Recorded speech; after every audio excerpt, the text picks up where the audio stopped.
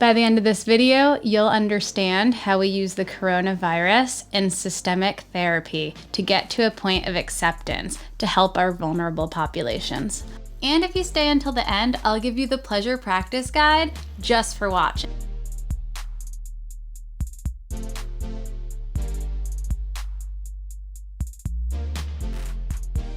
I'm Amanda Pisciuco. I'm a licensed marriage and family therapist, and I've been working with couples and families with trauma for over 10 years. If you like this video, please click like, subscribe, and hit the bell so you can get our videos Wednesdays at 9 p.m. Eastern Standard Time. If you're here right now, I applaud you for trying something different and going on YouTube to get sex therapy and family therapy advice. This is radical. So, we're going to go into why Americans are so amazing when it came to working together to get through this pandemic. To get through the trauma phase, we must go through all of these stages. They do not have to be at the same time. They don't have to be in conjunction with the emotional intensity of the moment. But often when we heal through a traumatic event and get to the other side of balance and harmony, often we go through these stages. The coronavirus just showed us in real time how we can use these stages of grief to get towards stages of change and stages of acceptance. The first response we saw, denial. People in America were saying, what?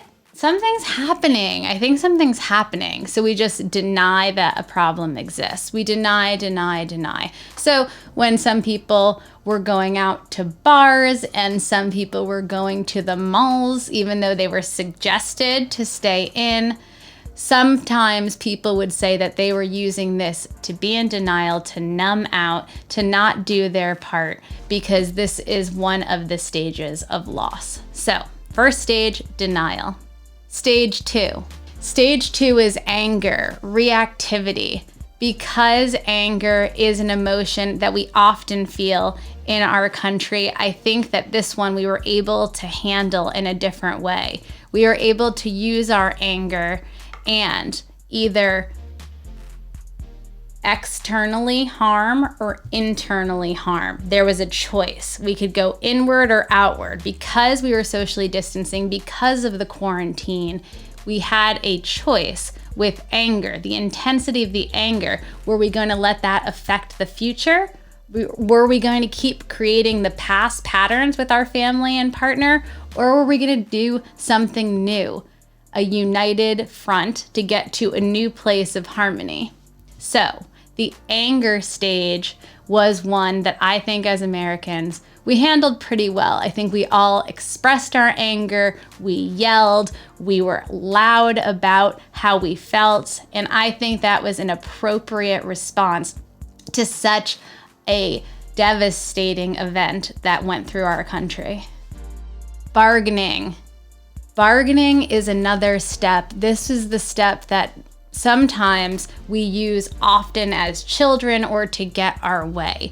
Balancing is where the checks and balances come in. We look at the systemic process. We see who in the family is the strongest when it comes to being a team.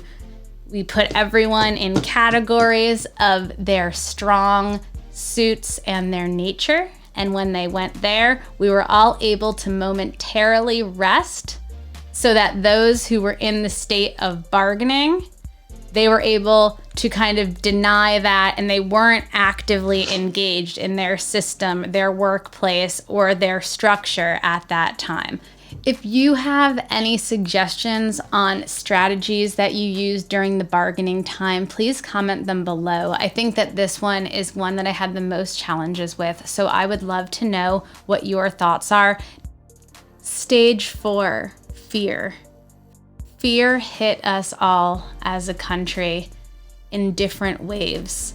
It hit us all in vulnerable places and asked that we gave up our luxuries for our basic needs. Fear was a very difficult one to surf through. Fear. Let me give you some words that the media was using. Apocalypse, collapse, hazard, backlash, bumbling, catastrophe, disaster, and embarrassment. These words, what do? They put us into a fear and trauma response. How is that helpful? Using fear to stabilize the pandemic and get us to rest was part of the scale of acceptance. I'm not sure that I would ever want to prescribe this to anyone. However, I wanted to identify that fear is an important part of this stage in preservation and contribution to our most vulnerable populations. And finally, we get to depression. This is one of the last things that we put into place before we can get to the point of where we're at, utilizing faith and making a leap to the next paradigm. So the last symptom of what I witnessed America go through individually, as a couple, as a family, as a community, was depression. When things went on quarantine, there was a subtle lull. The energy was quiet. It was almost like the community soul had died. And in that depression, in that sense of hopelessness, somehow this implemented leaders, healers, first responders, healthcare workers, the government, the local businesses, the banks, and all licensed mental health care professionals to come together and create something new with the corporations, big businesses, and with those who are interested in the economical and foreign policy in this country. So, for those who were in depression when we went on to quarantine, this was also a part of the process. Depression is part of grieving. If you got through all of these stages of grief and all of these stages of loss in this time of the pandemic, when we accept, we are able to make social impact and change. This is one lesson that we learned. A big other lesson that we learned is to slow down and see just how important rest is, and noticing the connection between our health, our impact to our community, and thus the impact to our family. This has been an intense time. I'm Amanda Pisciuco. If you liked this video, please click like and hit the bell to subscribe. I release a new video every Wednesday, and that is the goal while all of this is continuing to settle.